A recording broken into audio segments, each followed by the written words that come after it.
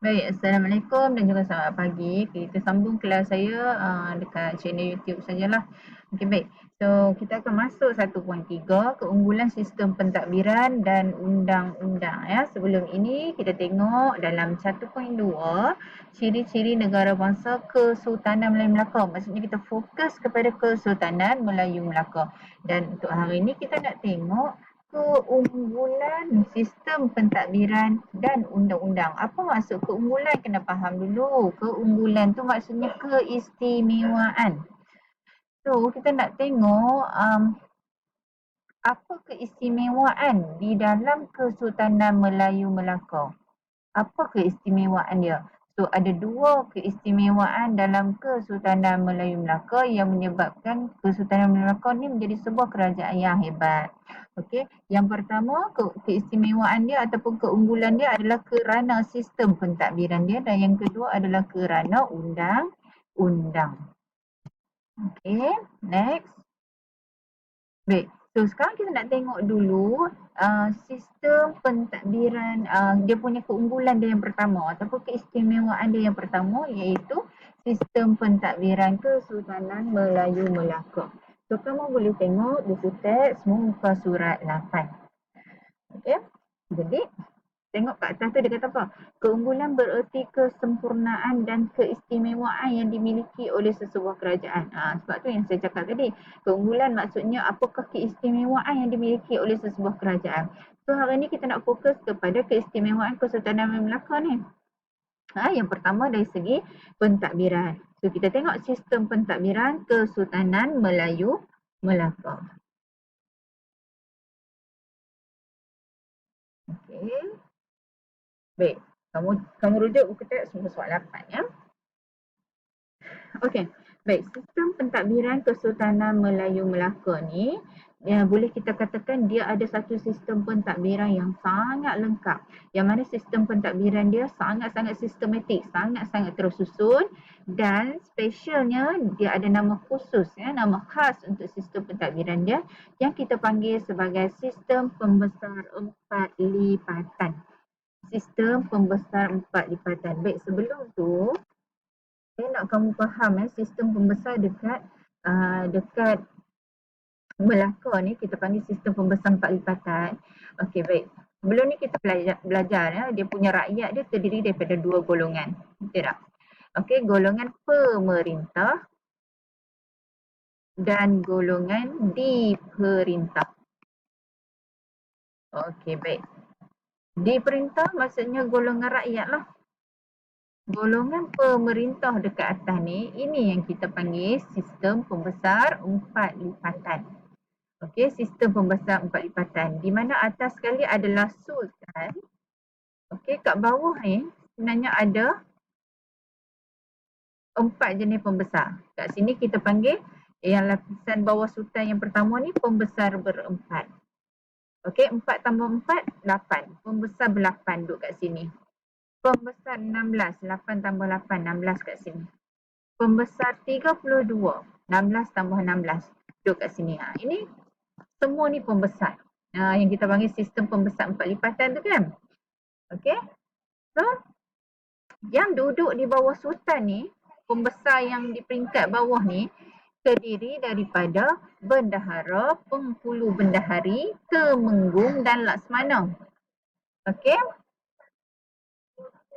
Yang berada di sini, pembesar yang berada di sini kita panggil pembesar ber-8. Terdiri daripada Syah Bandar, pembesar yang bergelar Seri. Yang dekat sini pula pembesar ber-16, iaitu terdiri daripada pembesar-pembesar yang bergelar Raja. Mungkin dia keturunan lah, Raja. Dan yang berada di sini, okay, pembesar 32 terdiri daripada pembesar peringkat daerah. Okey, baik.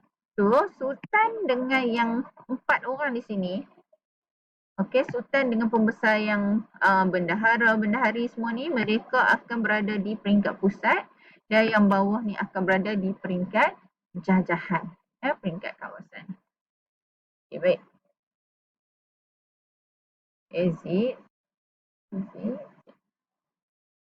Okey, tadi kita dah tengok maksud keunggulan Dan sekarang kita nak tengok pembesar berempat. Pembesar berempat terdiri daripada bendahara, temenggung, penghulu bendahari dan juga laksmana.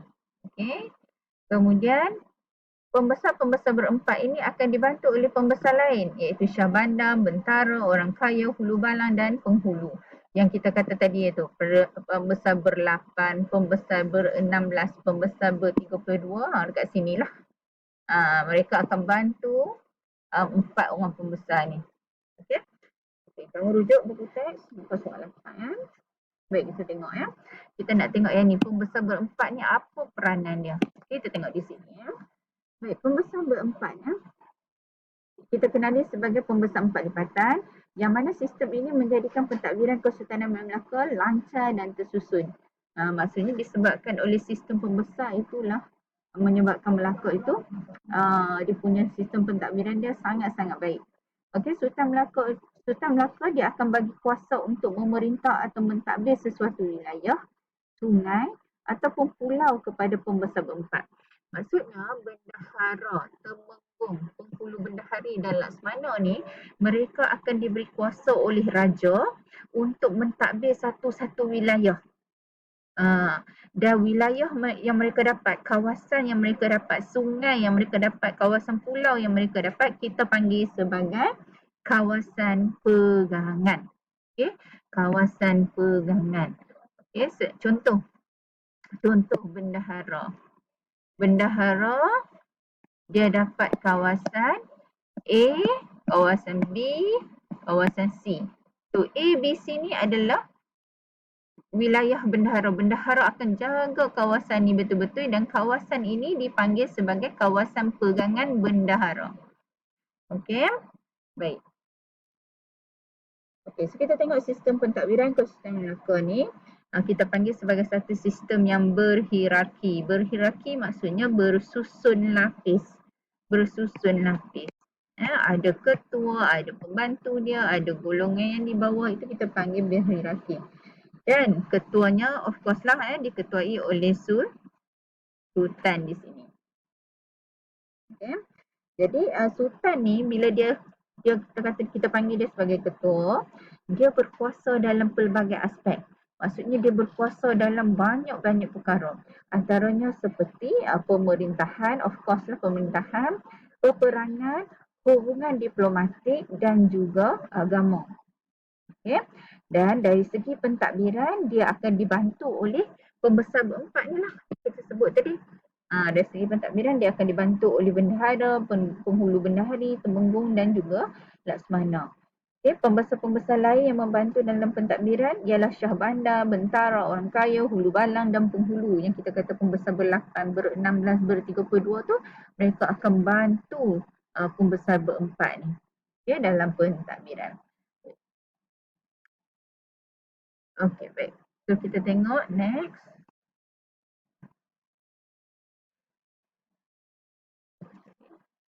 Okey, kamu rujuk buku teks buku teks muka surat 9. Kita nak tengok apakah peranan sultan, apakah peranan bendahara, apa peranan temenggung, apa peranan laksmana, apa peranan penghulu bendahari, satu persatu. So dalam buku teks dia kata sistem pentadbiran Kesultanan Melaka mempunyai 2 peringkat iaitu pentadbiran pusat dan peringkat jajahan. Okey, padam balik ni. Okey, demi kamu nampak. Sekejap. Okey, dulu. Okey, baik. Baik, dalam Kesultanan Melaka, kita nak tengok dia punya sistem pentadbiran. Ni dia punya sistem pentadbiran dia. Sistem pentadbiran dia ada 2 peringkat. 2 peringkat. Yang atas ni kita panggil peringkat pusat. Yang bawah ni kita panggil peringkat jajahan. Macam kita sekarang lah, contoh Malaysia. Okay, kerajaan pusat kita kat mana? Putrajaya kan. So siapa yang ada di Putrajaya? Ada kita punya Perdana Menteri dan sebagainya. Okey, yang jajahan ni apa? Jajahan maksudnya setiap negeri, setiap daerah kita ada YB yang jaga. Macam itulah juga yang berlaku di Kesultanan Melayu Melaka. Okey, so dia terbahagi kepada 2, pusat dan jajahan. Yang dekat bawah ni, dekat jajahan ni, dia terdiri daripada pembesar ber-8, pembesar ber-16, pembesar ber-32. So mereka akan berada di sini, dekat peringkat jajahan ni. Pembesar juga terlibat dalam pentadbiran, dia pun membantu yang di atas ni. Yang di peringkat pusat ni terdiri daripada pembesar ber-4. Pembesar ber-4. Dan juga sultan. Okay, so dua ni di peringkat pusat, yang pembesar-pembesar lain berada di peringkat jajahan. Mereka ni lah membantu pembesar ber-4 di dalam pentadbiran. Jelas ya? Okay, so kita tengok. Pentadbiran peringkat pusat dilaksanakan oleh pembesar ber-4 yang terdiri daripada bendahara, penghulu bendahari, temenggung dan juga laksmana. Dan hubungan dan persefahaman dua hala antara sultan dengan pembesar ini, inilah yang memastikan kejayaan Kesultanan Melayu Melaka. Dan mereka ada satu muafakat, pemufakatan antara sultan dengan pembesar yang mewujudkan proses pentadbiran yang sempurna dan dapat mengelakkan sebarang tindakan sewenang-wenangnya oleh pemerintah. Dan muafakat ini wujud sampai sekarang lah. Muafakat maksudnya kerjasama. Adanya hubungan baik, hubungan kerjasama antara sultan dan juga pembesar. Tak kira lah pembesar ber-4 ke, pembesar ber-8 ke, ber-16 ke, ber-32.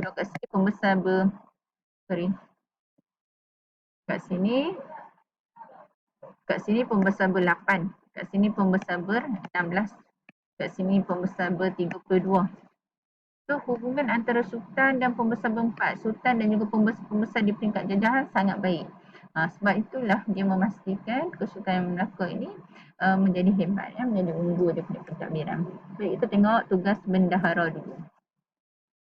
Okay, tugas bendahara sepanjang ni.